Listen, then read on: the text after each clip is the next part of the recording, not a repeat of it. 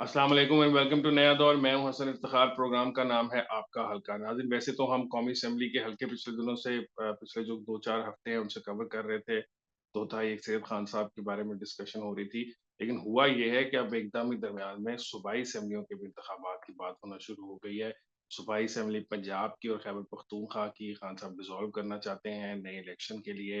चूँकि उनको कौमी असेंबली के इलेक्शंस नहीं मिल रहे, तो वो कह रहे हैं कि अब मैं ये 2 सूबाई असेंबलियाँ डिसॉल्व कर दूँगा। तो आज हम कॉन्संट्रेट करेंगे पंजाब की सूबाई असेंबली के ऊपर। इंटरेस्टिंग आपके को मैं जो फैक्ट्स हैं इसके बारे में बताऊँगा। हम शुरू करेंगे तो 2008 से लेकर 2018 तक के 3 जो सूबाई असेंबली के पंजाब के इलेक्शंस हैं, उनका एक जायज़ा लेंगे कि उसके अंदर सियासी सूरत-ए-हाल क्या रही और जो सियासी जमातें हैं, उनके वोट बैंक्स किस तरह ऊपर-नीचे होते रहे। तो शुरू करते हैं 2008 से। पहला इलेक्शन था 2002 के बाद 2008 में जो नई जो सीट पंजाब की बढ़ चुकी थी उसके अंदर हुआ। 2002 के अंदर मियां नवाज शरीफ साहब जो थे वो पाकिस्तान में नहीं थे, तो काफ लीग जो थी वो पंजाब के अंदर स्वीप कर गई। 2008 के अंदर बेनजीर साहिबा जो है वो भी शहीद हो चुकी थी, तो उसका भी जो पंजाब की सियासत के ऊपर काफी गहरा असर पड़ा था। 2008 के इलेक्शन के अंदर सबसे टॉप सीट्स जो ली वो ली मुस्लिम लीग नून ने। हैरत वाली बात थी, वापस आए थे अभी, नए-नए वापस आए थे, कुछ आए हुए वापस पाकिस्तान ज़्यादा अरसा नहीं हुआ था, सऊदी अरेबिया और फिर जो लंदन के थ्रू वापस पाकिस्तान में मियां साहबान दोनों आए थे। अ, सीट्स तो उन्होंने ज़्यादा ली लेकिन वोट परसेंटेज काफ़ी कम थी। मैं आपको बता देता हूँ 2008 में मुस्लिम लीग नून ने ली थी सूबाई असेंबली की पंजाब की 114 सीटें। सबसे ज़्यादा सीट्स थी। 27% ऑफ द वोट बैंक जो था वो उनका था। 27% ऑफ द शेयर था उनका वोट बैंक का। अ, दूसरे नंबर पे जो थी वो पाकिस्तान पीपल्स पार्टी आई। 26.8% था, वो भी 27% ही आप समझ लें। उनको उस 27% के बदले में मिली 82 सीट्स। ये एक इंटरेस्टिंग फैक्ट है।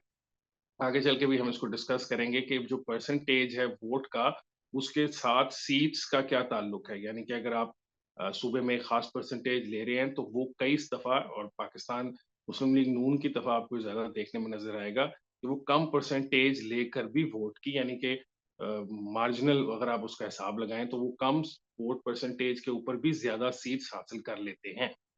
तीसरे नंबर पे आई पाकिस्तान मुस्लिम लीग कायदे-आज़म। 28 फ़ीसद उनका वोट था, लेकिन सीट्स उनको सिर्फ 61% मिल सकीं। याद रहे कि 2002 में चौधरी परवेज़ इलाही साहब की पंजाब में हुकूमत थी। पंजाब में बहुत ज़्यादा डेवलपमेंट का काम भी हुआ। डबल 1, डबल 2 और इस तरह के जो बड़े प्रोजेक्ट्स थे वो किए गए। पंजाब के अंदर जो स्कूल्स का प्रोग्राम था, स्कूल्स की एक्सपेंशन का और उनकी अपग्रेडेशन का, उस पे बहुत काम हुआ। लेकिन जब इलेक्शन आया 2008 का, तो 2 जो सियासी जमातें थी टॉप पे आने वाली, वो मुस्लिम लीग नून और पीपल्स पार्टी थी। बेनज़ीर साहिबा जो हैं वो शहीद हो चुकी थी, तो यकीनन पंजाब के अंदर सिंपैथी का वोट भी पाकिस्तान पीपल्स पार्टी को बहुत ज़्यादा मिला। आगे हम चलते हैं, उसके बाद 2008 से अगला इलेक्शन आया 2013 का। 2008 के अंदर पाकिस्तान तहरीक-ए-इंसाफ एग्ज़िस्ट नहीं करती थी और वोट परसेंटेज का चेंज जो 2013 में नज़र आया, उससे आपको भी पता चलेगा कि जो पीटीआई है उसने कहाँ से वोट अपना ज़्यादा हासिल किया। ऑब्वियसली नया वोटर भी पाकिस्तान तहरीक-ए-इंसाफ लेके आए, वो लोग भी जो पहली दफ़ा वोट करने के लिए आए, सियासी अमल के अंदर उनका इंटरेस्ट पाकिस्तान तहरीक-ए-इंसाफ के आने से पहले नहीं था। वो लोग भी ज़रूर आए, लेकिन वो उनकी परसेंटेज शायद कम होगी, जो पुरानी सियासी जमातें या जो पुराने सियासी धड़े थे, उन्होंने जब अपनी सियासी पोज़ीशंस चेंज की उसके मुकाबले में। तो 2013 के अंदर पाकिस्तान मुस्लिम लीग नून जीत गई, हैंड्स डाउन विक्ट्री थी। 40% उनका वोट बैंक था, जो वोट का हिस्सा था जो उन्होंने 2013 में लिया। 1 करोड़ और 13 लाख तकरीबन 60,000 के करीब उनको वोट मिला था। दूसरे नंबर पे जो आई वो पाकिस्तान तहरीक-ए-इंसाफ थी। 49 लाख तकरीबन 50 लाख आप समझ लें, वोट उन्होंने हासिल किया और 17% ऑफ द वोट का उनको शेयर मिला। पाकिस्तान पीपल्स पार्टी जो कि 2008 के अंदर 26% वोट उन्होंने हासिल किया था। उनको 2013 के अंदर सिर्फ 8% वोट मिल सका। तो आप ये देखें कि 16% का पूरा एक चेंज है, यानी कि जो कम हो गया जो 16% वोट। और सिर्फ पाकिस्तान पीपल्स पार्टी का ही वोट 2013 में कम नहीं हुआ, बल्कि पाकिस्तान मुस्लिम लीग कायदे-आज़म जो कि हाईएस्ट वोट का शेयर होल्डर थी 2008 के अंदर 28% से, उनका जो शेयर था वो इस कदर शदीद ड्रॉप हुआ कि वो कम होकर 5% पे रह गया। हैरत की बात है। अब हैरत की बात ये इस तरह है कि ये जो वोट का शेयर था वो कहाँ 28% और कहाँ 5%। लेकिन जब आप ये देखेंगे कि मुस्लिम लीग कायदे-आज़म इन इटसेल्फ जो थी वो मुस्लिम लीग नून की ही एक स्प्लिंटर जमात थी।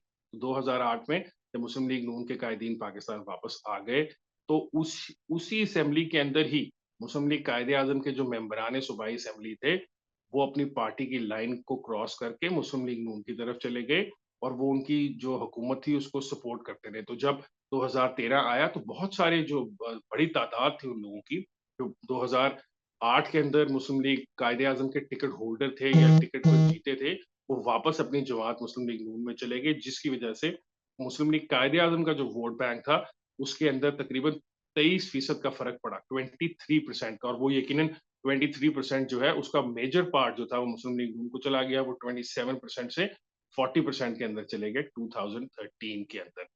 पाकिस्तान पीपल्स पार्टी का जो डेंट था, वो बहुत ज़्यादा, जो पाकिस्तान पीपल्स पार्टी का वोट है, वो पाकिस्तान तहरीक-ए-इंसाफ की तरफ शिफ्ट हो गया। ये वैसे इंटरेस्टिंग बात है, लोग इसको ज़्यादा फ़ॉलो अप नहीं करते, कि अगर आप हल्का वाइज़ भी देखेंगे पंजाब के अंदर, तो आपको नज़र आएगा कि जहाँ-जहाँ पाकिस्तान पीपल्स पार्टी का वोट डिसअपीयर हुआ या उनका जो वोट का शेयर है वो कम होता गया, वहीं पर पाकिस्तान तहरीक-ए-इंसाफ का जो वोट शेयर था, वो बढ़ा या नया बना या नज़र आया। 2013 के अंदर मुस्लिम लीग नून की, जैसा कि मैंने आपको बताया, कि पंजाब में बिल्कुल क्लीन स्वीप थी। 297 जो डायरेक्टली इलेक्टेड सीट्स हैं, उनमें से 248 सीट्स यानी कि 248 सीटें जो हैं, वो जीत गई। ये एक बहुत बड़ी विक्ट्री थी। पाकिस्तान तहरीक-ए-इंसाफ का पहला इलेक्शन था पंजाब के अंदर, उन्होंने 17% वोट लिया, 50 लाख के करीब वोट था, उसके बदले में उनको सिर्फ 24 सीटें मिल पाईं। इसी तरह पाकिस्तान पीपल्स पार्टी जो थी, वो 82 सीट्स उनकी थी 2008 के अंदर, जबकि 2013 में वो उन 82 सीट से कम होकर सिर्फ 7 सीटों पर रह गए। इसी तरह मुस्लिम लीग कायदे-आज़म जो थी, वो अपनी 61 सीट से 6 सीट्स पर आ गई।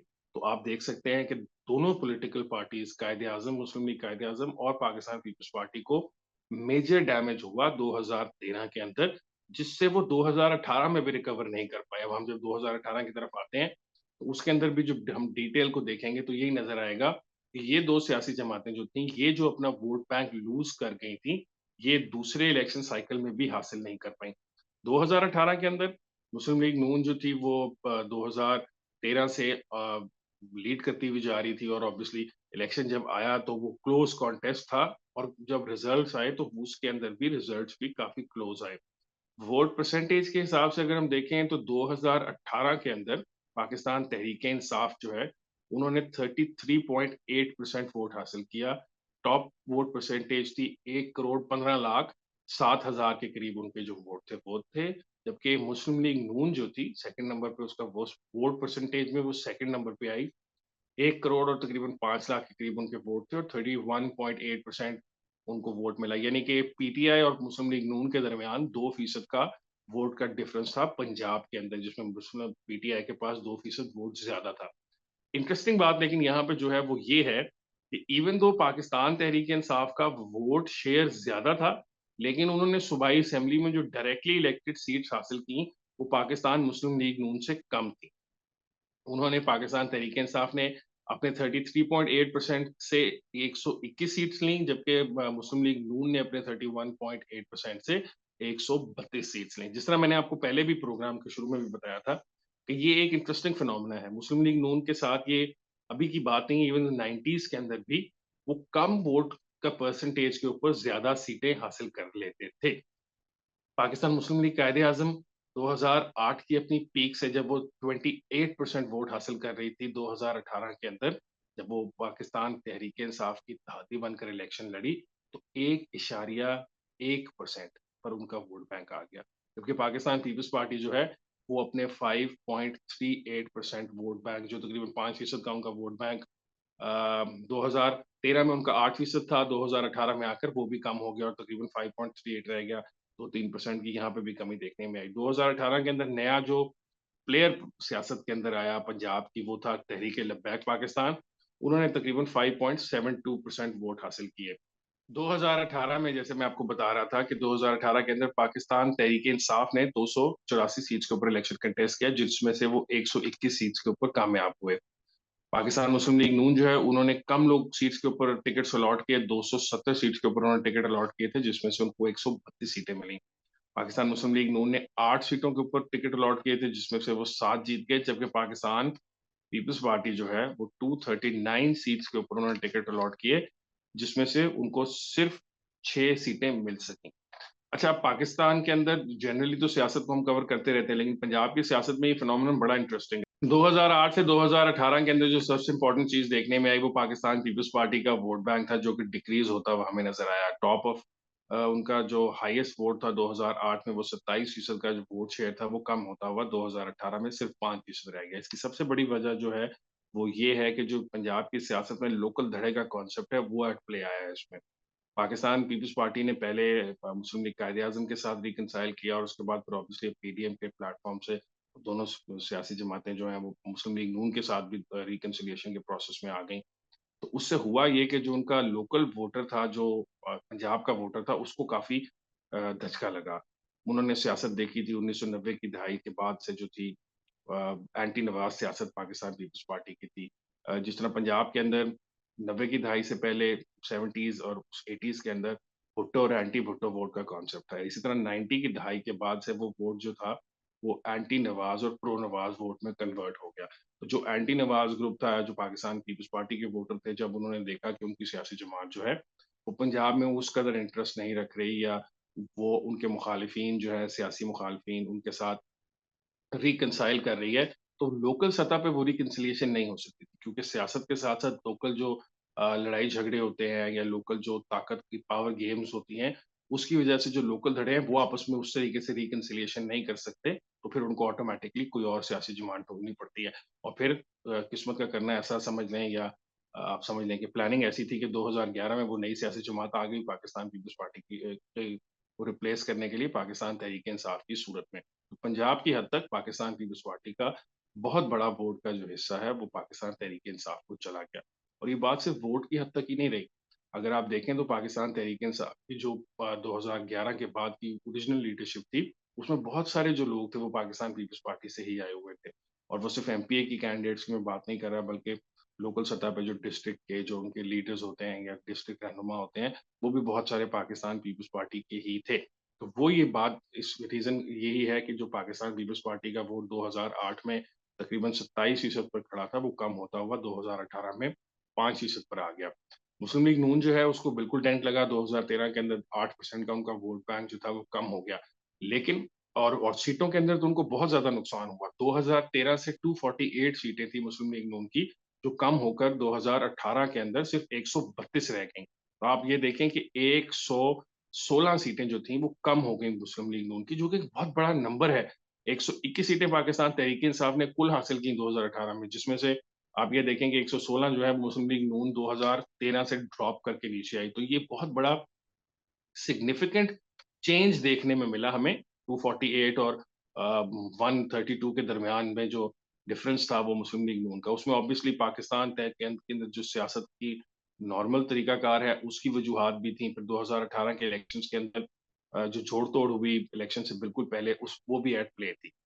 इंडिपेंडेंट्स का रोल पंजाब के अंदर किस तरह का रहा? 2013 के अंदर जो इंडिपेंडेंट्स थे, उन्होंने तकरीबन 22% वोट टोटल हासिल किया था, और सिर्फ 7 सीट हासिल कर सके थे।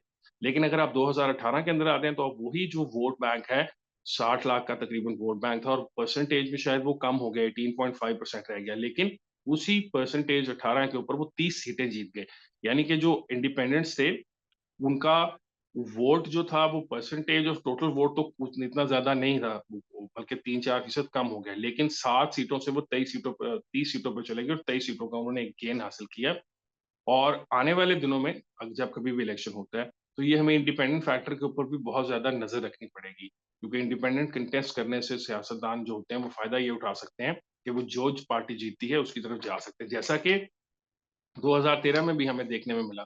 इवन दो बड़ी पार्टी के तौर पे पंजाब से 132 सीट्स लेकर मुस्लिम लीग नून आई थी, और पाकिस्तान की पीटीआई जो थी, वो दूसरे नंबर पे थे 121 सीट्स के साथ। लेकिन मेजॉरिटी ऑफ जो आज़ाद उम्मीदवार थे, तकरीबन 23 के करीब, वो पाकिस्तान तहरीक-ए-इंसाफ में चले गए। इवन दो उसमें जहांगीर तरीन साहब के जहाज़ का कितना रोल था उसमें, उस ज़माने के अंदर जो पाकिस्तान की सियासत को चलाने वाले मुख्तलिफ इदारे थे, उनका क्या रोल था, और उसके अंदर जनाब फैज़ साहब का क्या रोल था, ये सब तो ऑब्वियसली अब जब बाद में हिस्ट्री लिखी जाएगी तो किताबों में लिखा जाएगा कि कौन किसको कहाँ लेकर गया। लेकिन इम्पोर्टेंट चीज़ ये है कि अगर इलेक्शन हो जाते हैं, तो अगर हम पिछला ट्रेंड देखें तो उससे हमें ये नज़र आता है कि बहुत ज़्यादा पाकिस्तान मुस्लिम लीग नून जो है, वो लूज़ करने की पोज़ीशन में नहीं है, वो 32% पे पहले आ गए हैं। इससे कम जो है, वो अगर चले जाएँगे तो शायद वो तो फिर वाइप आउट हो जाएँगे, 2002 वाली एपिसोड रिपीट हो जाएगी।